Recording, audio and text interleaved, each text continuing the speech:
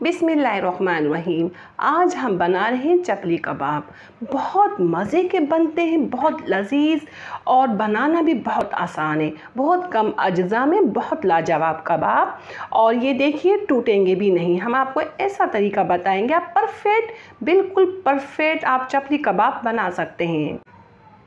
तो हम बनाना शुरू करते हैं। बीफ का कीमा है बिल्कुल बारीक कीमा होना चाहिए। बहुत अच्छे चकली कबाब कैसे बनेंगे हम आपको कुछ टिप बताते हैं, जिससे चकली कबाब बहुत मज़े के बनेंगे। 1.25 किलो बीफ का कीमा बिल्कुल बारीक होना चाहिए।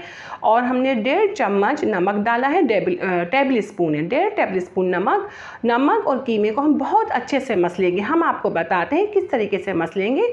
देखिए हम ऐसे मसल रहे हैं, ऐसे मिक्स कर रहे हैं और अच्छे से करेंगे भी। आप देखेंगे हम कैसे मिक्स कर रहे हैं।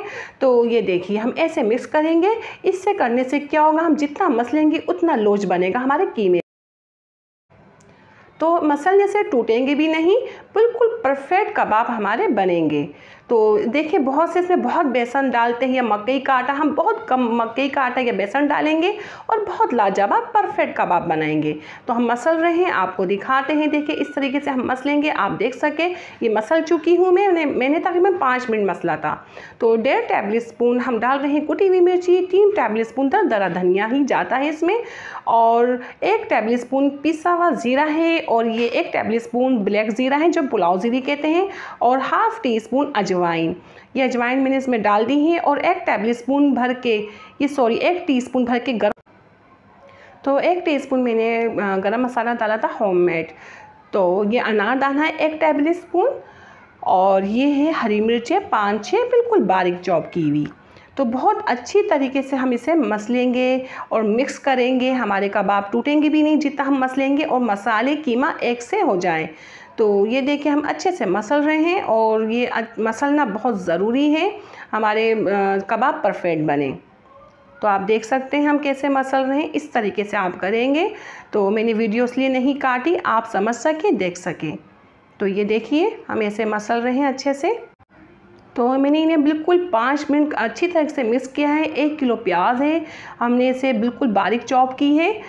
कद्दूकस भी कर सकते हैं। पानी नहीं होना चाहिए, बिल्कुल भी पानी नहीं होना चाहिए। हमने कस के निचोड़ी है। और मैं डाल रही हूँ बेसन, 5 टेबल स्पून या 4 टेबल स्पून बेसन डालेंगे।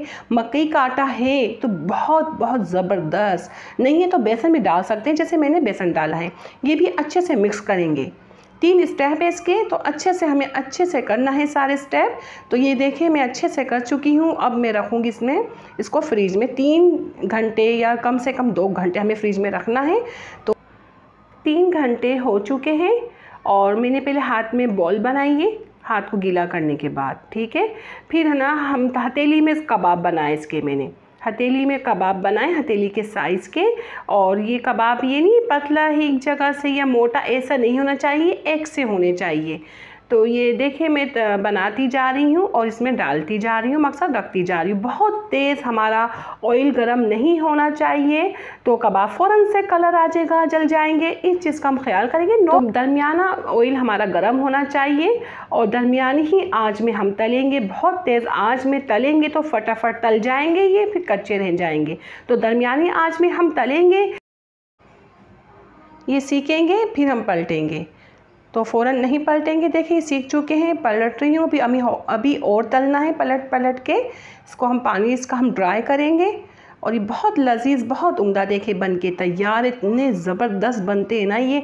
आप ट्राई करो, आप खुद कहोगे वाकई कोई है रेसिपी। और एक बात और बताते, आप तवे की कंडीशन देख रहे हैं, ऐसे आप नहीं डालेंगे, आपको और तलने हैं। आप तवा क्लीन करेंगे बिल्कुल, फिर और कबाब तलेंगे। आप डायरेक्ट ऐसे तलोगे तो टूट जाएंगे। हम आपसे इजाज़त चाहते हैं। अल्लाह हाफिज़।